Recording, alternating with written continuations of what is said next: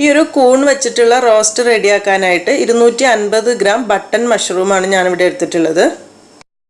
ആദ്യം ഇത് നന്നായിട്ടൊന്ന് കഴുകിയെടുക്കണം. ഇതിൻ്റെ മുകളിലൊക്കെ പൊടി കാര്യങ്ങളൊക്കെ ഉണ്ടാവും. അപ്പോൾ നന്നായിട്ട് കഴുകിയെടുക്കുക. കഴുകുന്ന സമയത്ത് ഒരുപാട് സമയം വെള്ളത്തിൽ ഇട്ട് വെക്കേണ്ട ആവശ്യമില്ല. കൂടുതൽ വെള്ളത്തിൽ ഇട്ട് വെച്ചാൽ മഷ്റൂമിൻ്റെ ഉള്ളിലേക്ക് വെള്ളം കയറിയിട്ട് നല്ലൊരു ടേസ്റ്റ് കിട്ടില്ല. കഴുകുന്ന സമയത്ത് വേണമെന്നുണ്ടെങ്കിൽ ഒരു ഇത്തിരി മഞ്ഞൾപ്പൊടി ചേർത്ത് വെള്ളത്തിലിട്ടിട്ട് കഴുകിയെടുക്കാം. ഇങ്ങനെ കഴുകിയെടുത്തിട്ടുള്ള ഈ കൂണ് നമുക്ക് ഇതിൻ്റെ തൊലി കളയണമെന്നുണ്ടെങ്കിൽ ഇതുപോലെ അടർത്തി മാറ്റി കളയാം. വേണ്ടാന്നുണ്ടെങ്കിൽ കുഴപ്പമൊന്നുമില്ല. തൊലി വയറിന് പ്രശ്നമുള്ളവർക്ക് ഇതുപോലെ കളയാം കേട്ടോ. ഞാനിപ്പോൾ ഇത് കളയുന്നൊന്നുമില്ല, അല്ലാതെ തന്നെ മുറിച്ചെടുക്കുകയാണ് ചെയ്യുന്നത്. ഇത് മുറിക്കുന്ന സമയത്ത് ഇതിൻ്റെ ഉള്ളിൽ ഒരു ബ്രൗൺ കളറിൽ അല്ലെങ്കിൽ ചെറിയൊരു ബ്ലാക്ക് കളറിൽ ഇതുപോലെയുള്ളത് കളയേണ്ട ആവശ്യമൊന്നുമില്ല. അതോടുകൂടി തന്നെയാണ് മുറിച്ചെടുക്കുന്നത്. മുറിക്കുമ്പോൾ ഒരുപാട് കനം കുറച്ച് മുറിക്കേണ്ട ആവശ്യമില്ല. കാരണം കൂണ് നമ്മൾ ഒന്ന് വഴറ്റി റെഡിയാക്കുമ്പോഴേക്കും ഈ ഒരു വലുപ്പം ഉണ്ടാവില്ല, ഒന്ന് ചുങ്ങി ചെറുതാവും. അപ്പോൾ അതിനനുസരിച്ച് മുറിച്ചാൽ മതി. ഇപ്പോൾ എല്ലാം തന്നെ മുറിച്ചെടുത്തിട്ടുണ്ട്. ഇതൊരു സൈഡിലേക്ക് മാറ്റി വെക്കാം. ഇനി ഒരു പാൻ ചൂടാക്കിയിട്ട് ഇതിലേക്ക് ഒരു ടേബിൾ സ്പൂൺ കുരുമുളക് ചേർത്ത് കൊടുക്കണം. 1 ടീസ്പൂൺ വലിയ ജീരകം. ഇതെല്ലാം കൂടെ ചേർത്തിട്ട് ഒന്ന് ഡ്രൈ റോസ്റ്റ് ചെയ്ത് പൊടിച്ചെടുക്കാൻ വേണ്ടിയിട്ടാണ് കേട്ടോ ആദ്യം ഇതിലേക്ക് ചേർക്കുന്നത്. പിന്നെ ഒരു 1/2 ടീസ്പൂൺ ചെറിയ ജീരകം, പിന്നെ 1 ഗ്രാമ്പു, അതുപോലെ തന്നെ ചെറിയ പീസ് പട്ട കൂടെ ചേർത്ത് കൊടുക്കുന്നുണ്ട്. ഗ്രാമ്പും പട്ടയും കൂടുതൽ എടുക്കേണ്ട. ഒരു 250 ഗ്രാം കൂൺ എടുക്കുന്ന സമയത്ത് ഇത്ര തന്നെ മതിയാവും, ചെറിയൊരു ഫ്ലേവറിന് വേണ്ടിയിട്ട് മാത്രം. ഒരു 2 വറ്റൽമുളക്, ഒരു ഇത്തിരി കറിവേപ്പില ഇതുകൂടെ ചേർത്തിട്ട് നന്നായിട്ട് മീഡിയം ഫ്ലെയിമിൽ ഇട്ടിട്ട് ഒന്ന് ചൂടാക്കി വറുത്തെടുക്കണം. കറിവേപ്പിലൊക്കെ നന്നായിട്ടൊന്ന് പൊടിയുന്ന രീതിയിലൊന്ന് വറുത്തെടുക്കാം. വറുത്തെടുത്തിട്ടുള്ള ഇത് ഇനി മിക്സിയിലിട്ടിട്ട് ഒന്നങ്ങ് പൊടിച്ചെടുക്കണം. ഒരുപാട് പൊടിയാവേണ്ട, ചെറിയൊരു തരിയോടുകൂടെ പൊടിച്ചെടുത്ത് മാറ്റി വെക്കാം. ഇനി ഈ പാൻ തന്നെ ചൂടാക്കിയിട്ട് ഇതിലേക്ക് ഒരു 2 ടേബിൾ സ്പൂൺ വെളിച്ചെണ്ണ ഒഴിച്ചു കൊടുക്കുക. 2-3 ടേബിൾ സ്പൂണ് വെളിച്ചെണ്ണ ചൂടായി വരുന്ന സമയത്ത് ഇതിലേക്ക് ഒരു 1 ടേബിൾ സ്പൂൺ വെളുത്തുള്ളി നീളത്തിൽ മുറിച്ച് ചേർത്ത് കൊടുക്കുന്നുണ്ട്. വെളുത്തുള്ളി ഇഞ്ചി പേസ്റ്റ് ചേർക്കാൻ താല്പര്യമുള്ളവർക്ക് അങ്ങനെ ചേർക്കാം. അതുപോലെ തന്നെ 1 ടേബിൾ സ്പൂൺ ഇഞ്ചി നീളത്തിൽ മുറിച്ചത് ഇട്ട് കൊടുക്കുന്നുണ്ട്. ഇഞ്ചി വെളുത്തുള്ളിയും ചെറുതായിട്ടൊന്ന് മൂത്ത് വരുന്ന സമയത്ത് ഇതിലേക്ക് ഒരു 2-3 പച്ചമുളക് ചേർത്ത് കൊടുക്കുക. ഓരോരുത്തരുടെ എരിവിനനുസരിച്ച് ഇട്ട് കൊടുത്താൽ മതി. മുളക് പൊടി കാര്യമായിട്ട് ഇതിലേക്ക് ഉപയോഗിക്കുന്നില്ല, കുറച്ചേ എടുക്കുന്നുള്ളൂ. പിന്നെ ഈ ഒരു പച്ചമുളകും കുരുമുളകിൻ്റെ എരിവാണ് കൂടുതൽ, അപ്പോൾ അത് നോക്കിയിട്ട് ഇട്ട് കൊടുക്കാം.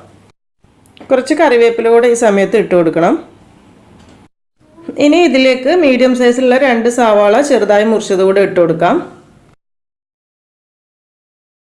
ഈ സമയത്ത് ഇതിലേക്ക് ആവശ്യമായിട്ടുള്ള കുറച്ച് ഉപ്പ് കൂടെ ചേർത്തിട്ടാണ് വഴറ്റിയെടുക്കേണ്ടത്. സവാള ഒരുപാട് വെന്തുടയേണ്ട ആവശ്യമില്ല, ചെറുതായിട്ടൊന്നങ്ങ് വഴന്ന് കിട്ടിയാൽ മതി, അത്യാവശ്യം കടിക്കുന്ന രീതിയിൽ.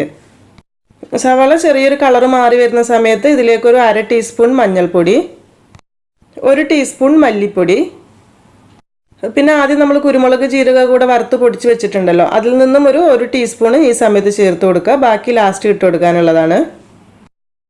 ഇതെല്ലാം കൂടെ ചേർത്തിട്ട് നന്നായിട്ടൊന്ന് മിക്സ് ചെയ്ത് ആ ഒരു പച്ചമണമൊക്കെ മാറി വരുന്നവരെ ഒന്നങ്ങ് വഴറ്റിയെടുക്കണം. ഈ സമയത്ത് ഇതിലേക്ക് നമ്മൾ ആദ്യം മുറിച്ച് റെഡിയാക്കി വെച്ചിട്ടുള്ള കൂണ് ചേർത്ത് കൊടുത്തിട്ട് നന്നായിട്ട് മിക്സ് ചെയ്തെടുക്കാം.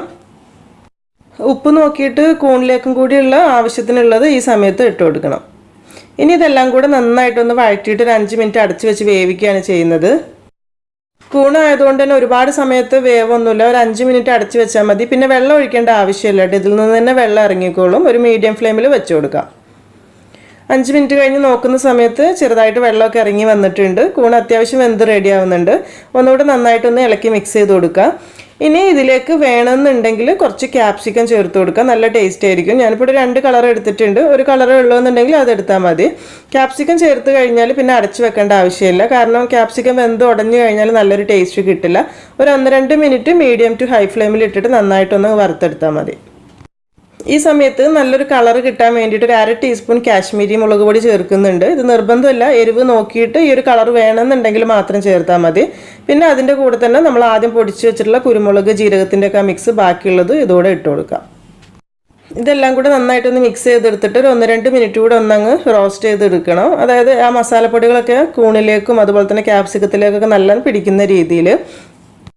ഈ സമയത്ത് മീഡിയം ടു ഹൈ ഫ്ലെയിമിൽ വെച്ചാൽ മതി. അപ്പോൾ അതിൽ വെള്ളമൊക്കെ കൂടുതലുണ്ടെങ്കിൽ ചെറുതായിട്ടങ്ങ് വറ്റിക്കോളും. പിന്നെ നിങ്ങൾക്ക് ഇത്തിരി ഗ്രേവി വേണമെന്നുണ്ടെങ്കിൽ ഒരു ഇത്തിരി വെള്ളം ഒഴിച്ച് റെഡിയാക്കാം, പക്ഷെ അത് അത്രയ്ക്ക് ടേസ്റ്റി ആവില്ല. വേണമെന്നുണ്ടെങ്കിൽ ഇത്തിരി തക്കാളിയൊക്കെ ചേർത്ത് കഴിഞ്ഞാൽ കുറച്ചുകൂടി ഒരു ഗ്രേവി റോസ്റ്റായിട്ട് മാറും. അപ്പോൾ അങ്ങനെ താല്പര്യമുള്ളവർക്ക് അങ്ങനെ ചെയ്യാം, പക്ഷെ ഇങ്ങനെയായിരിക്കും കുറച്ചുകൂടി നന്നായി ടേസ്റ്റ് ഉണ്ടാവുക. ഇപ്പോൾ ഗ്യാസൊക്കെ ഓഫ് ചെയ്ത് നമ്മൾ റോസ്റ്റ് റെഡി ആയിട്ടുണ്ട്. ഈ സമയത്ത് ലാസ്റ്റ് ഇതിലേക്ക് വേണമെന്നുണ്ടെങ്കിൽ ഒരു ടീസ്പൂൺ പച്ച വെളിച്ചെണ്ണ കൂടെ ചേർത്ത് കൊടുത്തിട്ടൊന്ന് മിക്സ് ചെയ്തെടുക്കുകയാണെങ്കിൽ കുറച്ചുകൂടി ടേസ്റ്റ് കൂടുതൽ കിട്ടും. അപ്പോൾ ഇത്രയേ ഉള്ളൂ നമ്മുടെ ഈ ഒരു മഷ്റൂം പെപ്പർ റോസ്റ്റ് എന്ന് പറയുന്നത്. നല്ല ചൂടോട് കൂടെ ചപ്പാത്തിയുടെ കൂടെ അല്ലെങ്കിൽ ചോറിൻ്റെ കൂടെയൊക്കെ സെർവ് ചെയ്യാം. ചപ്പാത്തിയുടെ കൂടെ ആണെങ്കിൽ സൂപ്പർ ടേസ്റ്റ് ആയിരിക്കും. അപ്പോൾ ഈ ഒരു മഷ്റൂം ഫ്രൈ എന്ന് പറയുന്ന സമയത്ത് വളരെ സിമ്പിളായിട്ട് എളുപ്പത്തിൽ ഒരു 10 മിനിറ്റ് കൊണ്ട് തന്നെ എളുപ്പത്തിൽ ഉണ്ടാക്കിയെടുക്കാൻ പറ്റുന്ന നല്ലൊരു സിമ്പിൾ റെസിപ്പിയാണ്. അപ്പോൾ നിങ്ങൾ ഈ ഒരു രീതിയിൽ ചെയ്തിട്ടില്ല എന്നുണ്ടെങ്കിൽ ചെയ്ത് നോക്കിയിട്ട് ഫീഡ്ബാക്കൊക്കെ അറിയിക്കുക. അതുപോലെ തന്നെ വീഡിയോ ഇഷ്ടമായിട്ടുണ്ടെങ്കിൽ എന്തായാലും ലൈക്ക് ചെയ്യാനും ഷെയർ ചെയ്യാനും പിന്നെ സബ്സ്ക്രൈബ് ചെയ്യാത്തവരുണ്ടെങ്കിൽ സബ്സ്ക്രൈബ് ചെയ്യാനും മറക്കരുതേ. താങ്ക്